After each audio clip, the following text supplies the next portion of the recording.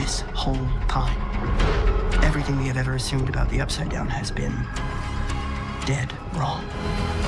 In Stranger Things 5, Episode 6, the show finally tells you the truth about the Upside Down. For 5 seasons, we've been calling it an alternate dimension, like it's just another place, another world. But Episode 6 says we've been dead wrong.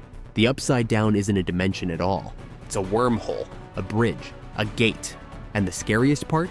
They already shot the thing that holds it together. So if Episode 6 suddenly felt like Stranger Things became a different show, you're not crazy. It did. Because the rules changed. And once you see the rules, you realize what the final fight actually is. It's not kill Vecna. It's close the gate before it collapses with you inside. Let's keep this simple. Imagine your world is a house. The Upside Down is not a second house next door. It's the hallway connecting your house to something else. And Episode 6 confirms that hallway is being held open by one thing. A single stabilizer, a keystone, a power source. Brenner's journal calls it exotic matter. Dustin explains it in the simplest way possible. It isn't dark magic. Vecna didn't make it. Science did. Theoretical physicists call it exotic matter. A single source of energy holding that giant wall together. That's the first massive reveal. The barrier inside the lab isn't Vecna's spell. It's a human-made stabilizer keeping the bridge intact. I was wrong. I was terribly, catastrophically wrong. It isn't dark magic. Vecna didn't make it. I'm listening to you. Vecna didn't make the wall! Science did. In there about how long it takes a wormhole to collapse? 10 minutes, maybe 20? I thought it'd be instantaneous. Which means Brenner didn't just study the Upside Down. He was building the doorway, and now the worst possible thing happens. Dustin says it, and nobody wants to hear it. I think Nancy just shot it. Nancy didn't shoot a monster. She shot the lock on a vault door. And even if it didn't break, it woke it up. Because later, Nancy admits the exotic matter wasn't destroyed. It was disturbed. And when you disturb something that holds reality together, you don't get a normal consequence. You get physics breaking. Nancy literally warns them. We have no idea what effect this will have on matter, space-time, gravity. This whole building could be a highly unstable, physics-defying death trap. That's not flavor dialogue. That's the show telling you the dungeon room is collapsing. And if you've ever played a fantasy game, you know exactly what this is. This is the moment where the party touches the glowing orb, and the dungeon master says, "Are you sure?" Because the orb wasn't treasure. It was the thing holding the dungeon together. The show even calls this out with a meta line. This isn't like one of your campaigns. You don't get to write the ending. And Mike fires back. Maybe I don't, but we do, because this is our story. Episode 6 is winking at you. It's admitting the structure is a campaign now. And we've entered the end game part of the module, where the win condition isn't beat the boss. It's stop the ritual, close the gate, survive the collapse. Now here's the second massive reveal, and it hits like a truck. Dustin realizes something that changes everything about where Holly is, where Max is, where any of the missing kids are. The wall wasn't made by Vecna, so he isn't on the other side, which means Holly and the missing kids aren't either. Nobody is. That means the other side of that wall isn't a place where people are being held. It's not a prison. It's not a room. It's the void, the raw space that the bridge is connected to. And when they ask the simplest question, Dustin answers with one word: death. What the hell?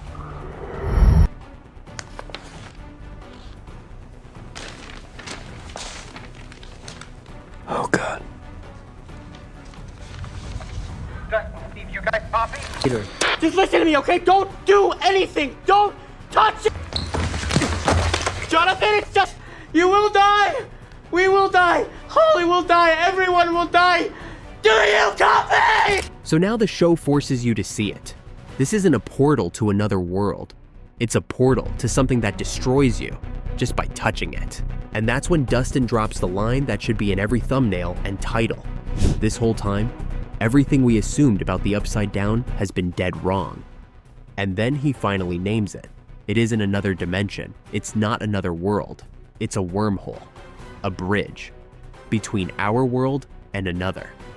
That right there is the Season 5 cosmology. If you're a D&D person, your brain snaps into a different mode. Because wormhole bridge between worlds is not sci-fi language. That is fantasy planar travel language. That's a gate spell. That's plane shift logic.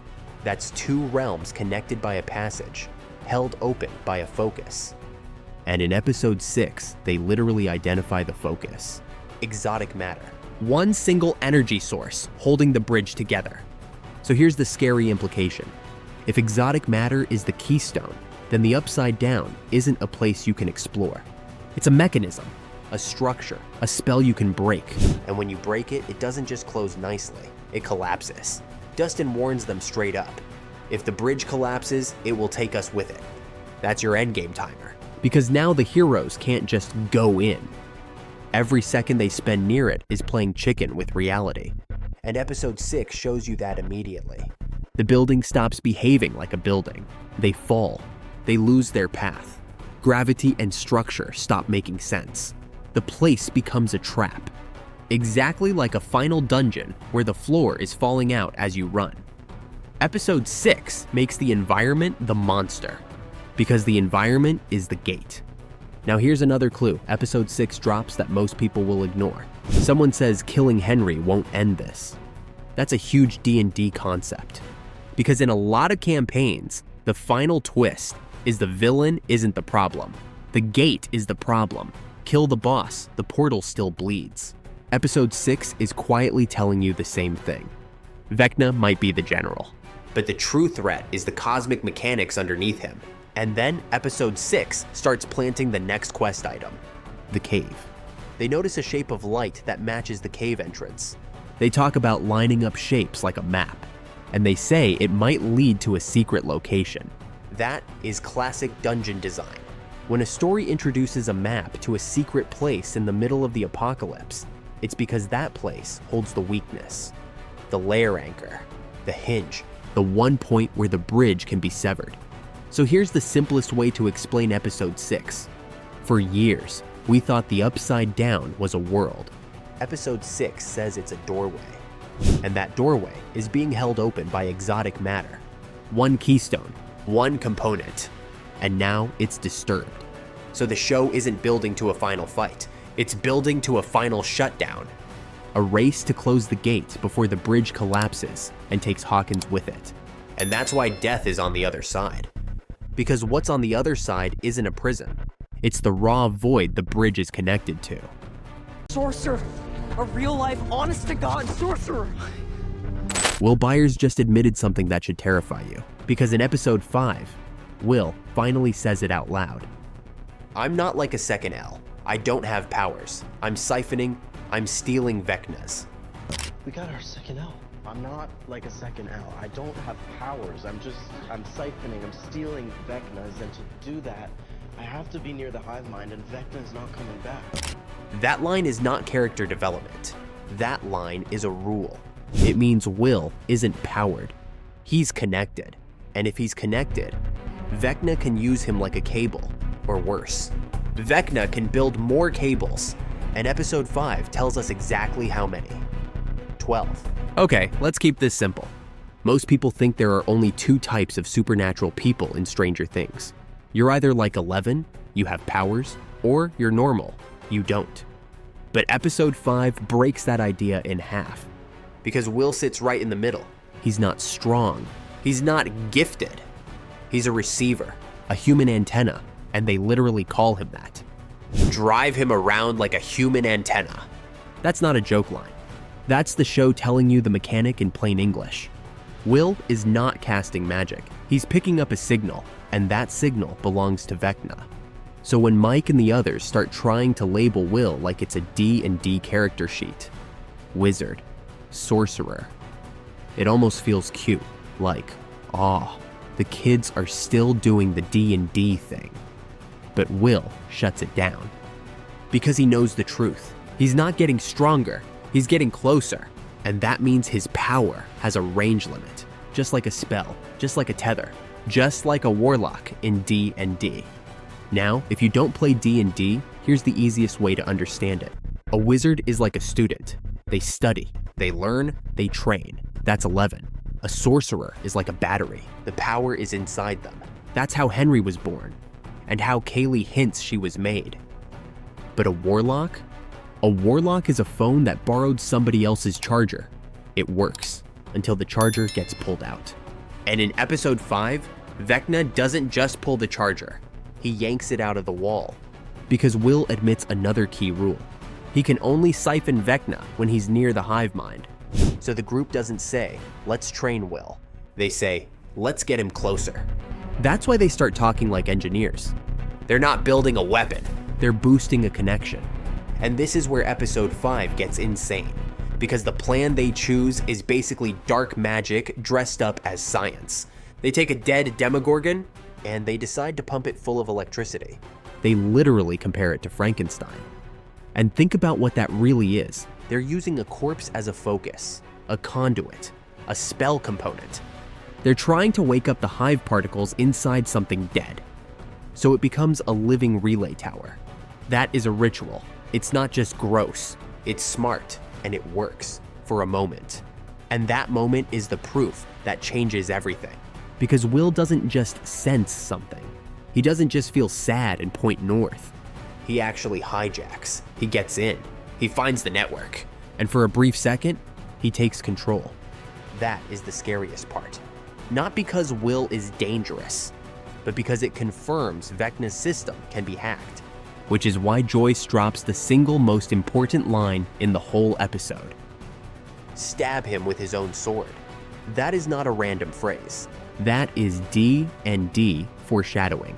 In D&D, Vecna's story always comes back to betrayal, to an inside man, to a cursed blade, to the idea that Vecna doesn't get beaten by more power.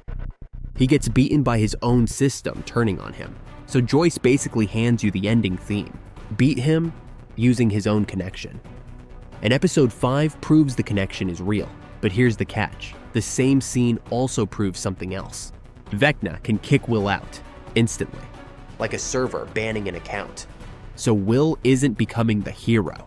He's becoming the access point. And if Vecna is the one controlling the access, that means every time Will uses the power, Vecna learns.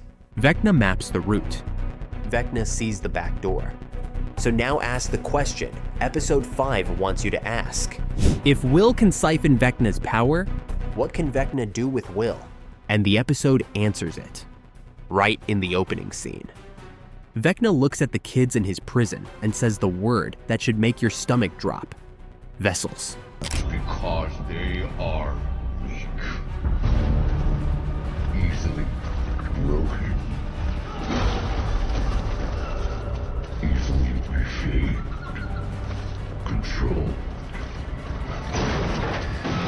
The perfect vessels. He calls them weak, easily broken, controlled. Perfect vessels. And then later, the show does something very sneaky.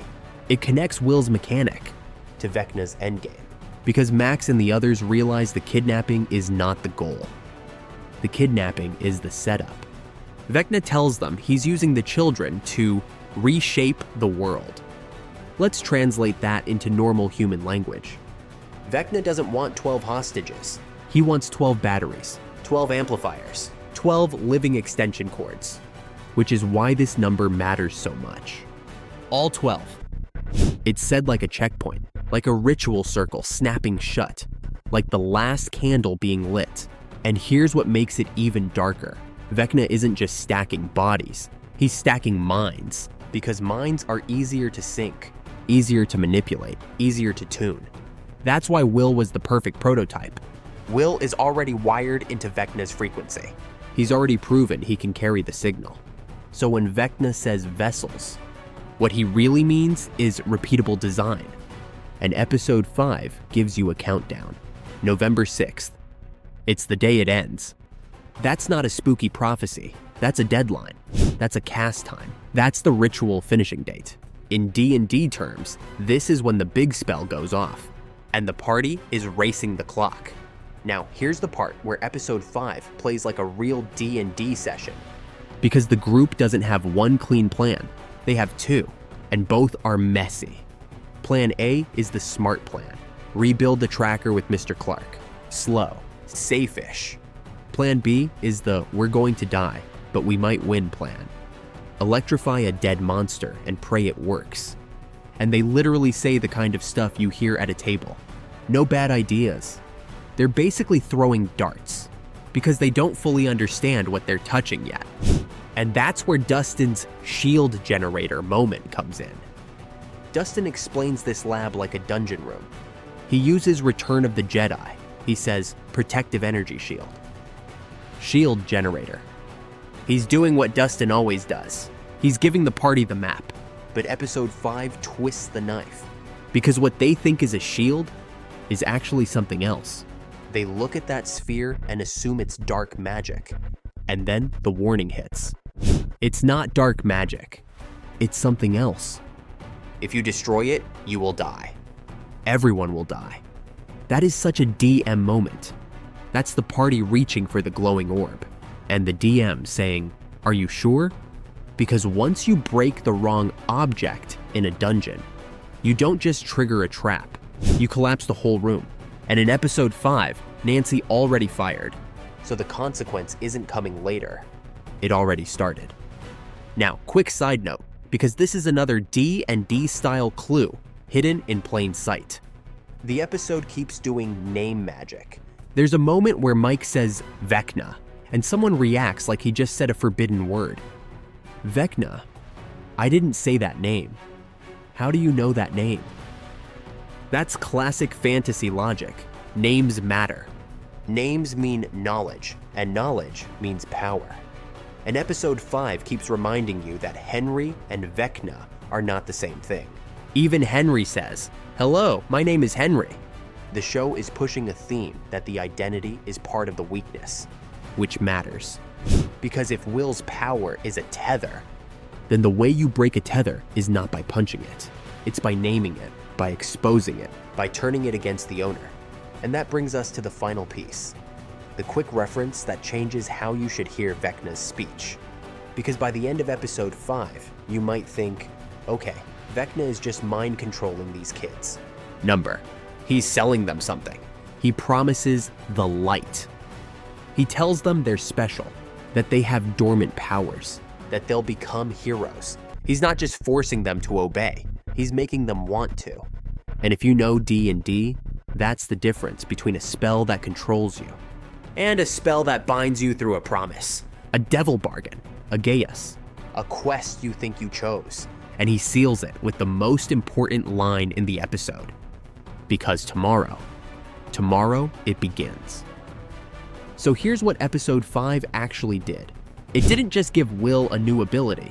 It revealed Will as a connection, a living cable, a backdoor into Vecna's system. And it revealed Vecna isn't building an army. He's building a circuit, 12 vessels, 12 amplifiers, 12 chances to reshape reality. And if Will is proof the siphoning works, then those 12 kids are not victims. They're spell components. Which means the real question for the finale isn't, can they beat Vecna? It's, what happens when Vecna gets 12 wills and flips the switch?